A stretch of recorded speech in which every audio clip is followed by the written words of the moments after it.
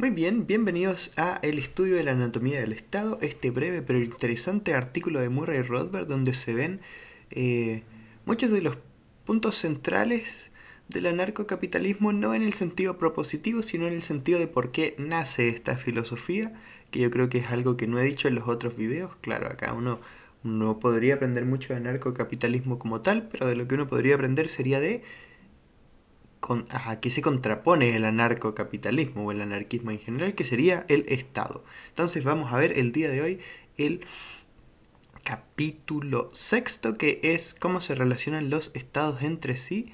Así que bueno, vamos a ello. Bueno, como ya vimos anteriormente, es un afán, el Estado tiene por naturaleza un afán expansionista, y en dicho afán eh, pues vimos que la guerra muchas veces no la ve también tanto como algo malo. De hecho, muchas veces ve la guerra como una oportunidad de conseguir más territorios los cuales poder depredar y así aumentar su base impositiva, si se cree de esa manera. Si se quiere ver de esa manera. Ok, entonces, con relación a la guerra, Rothbard nos cuenta que como se entiende la guerra actualmente es una cosa relativamente moderna. ¿En qué sentido? En el que, por ejemplo, él cita a un autor que habla sobre cómo eran los conflictos bélicos en Italia en el siglo XV, y que uno puede decir que este autor tiene cierta validez porque precisamente de lo que él habla es de lo que se queja Maquiavelo en El Príncipe, y es de que pues los burgueses, los gobernantes burgueses que estaban en ese tiempo, no querían andar peleándose ellos ni arriesgarse o perder el tiempo o dejar de disfrutar de las comodidades del capital que habían amasado. Entonces lo que ellos hacían era que básicamente contrataban ejércitos de mercenarios. Mismos ejércitos de mercenarios de los cuales Maquiavelo se queja y dice que tiene que haber un ejército nacional. Bueno, pero en fin. Y pues la gente peleaba, no asediaban las ciudades si es que las ciudades no se oponían a la conquista, o sea, si es que oponían resistencia, ahí sí que sí las asediaban y también las saqueaban. Podían comprar su inmunidad, podían básicamente comprar el hecho de que no los saquearan. Y durante esos tiempos, especialmente desde ese siglo hasta el 18, las comunicaciones entre estados y el comercio entre estados, aun cuando había guerra, no era tan interferido. De hecho, era muy poco interferido, dice Roldar, y cita a unos autores de por medio que así lo hacen ver, siendo que el comercio al parecer tenía pocas o ninguna restricción, y también la comunicación entre los ciudadanos por medio de cartas, que era obviamente lo que había en ese entonces, no, ni se registraba ni nada. Entonces, claro, ese entendimiento de la guerra como de que es el Estado A contra el Estado B es más o menos reciente, porque antes se entendía la guerra como los señores gobernantes A contra los señores gobernantes B, y ellos por eso contrataban a un ejército porque los vasallos no tenían ninguna motivación para pelear. Incluso los vasallos de un reino que estaba en guerra con otro, de una nación que estaba en guerra con otra, podían ir y podían ir a la otra nación y no les pasaba nada.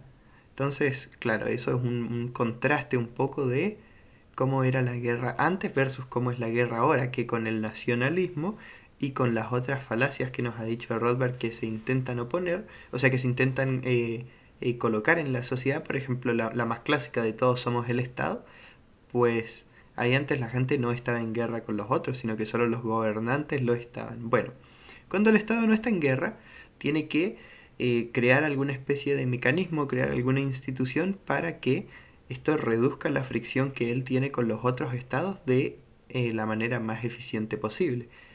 ¿Qué es lo que pasa? Que según en teoría, como los estados no son dueños, no son propietarios, no pueden celebrar contratos con otros estados. ¿En qué sentido? Un contrato es un intercambio de derechos de propiedad. Por ejemplo, si yo digo, yo vendo mi casa a otra persona, yo estoy cediendo mi derecho de propiedad a cambio de los derechos de propiedad de otro bien, que puede ser dinero, que puede ser lo que yo quiera a cambio. Entonces, por ejemplo, mi hijo no podría ir a reclamarle a esa otra persona de, oye, devuélveme la casa, esto era de mi papá, me corresponde por herencia.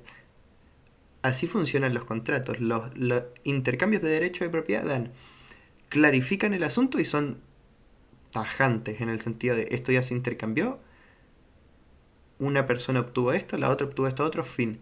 Los tratados, que son cómo se relacionan los estados, no pueden hacer intercambio de nada, porque los estados en teoría no son propietarios de su terreno.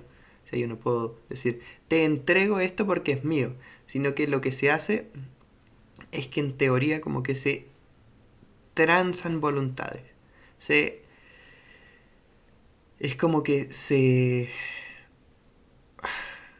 intentan alinear voluntades por medio de un texto y se asume que ese texto va a tener validez y que la gente va a querer seguirlo.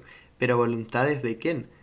¿De la nación en particular o de los gobernantes de esa nación en un tiempo determinado? De los gobernantes de esa nación en un tiempo determinado.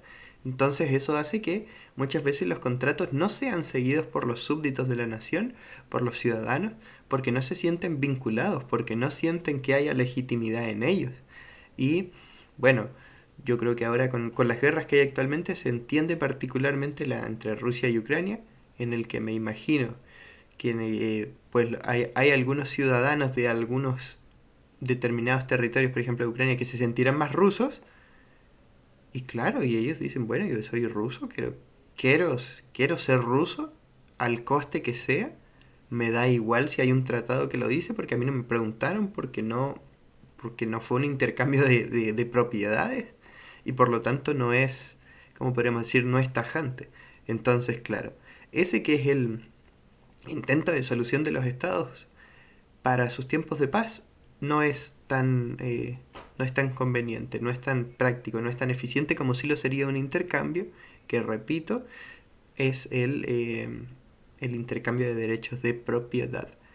Bueno, eso sería todo por el día de hoy. Muchas gracias. Recuerden que pueden suscribirse. Recuerden que está acá aquí abajo el enlace para que puedan leer el artículo entero si ustedes lo quieren. Está también el resumen por si les da flojera leerlo entero, que no sé cuántas palabras era el artículo entero, pero yo ya lo terminé y está ahí. Son como unas 1500 palabras. Entonces está bueno, me imagino yo, para tener una aproximación, para tener una idea más clara. Así que muchas gracias y nos vemos.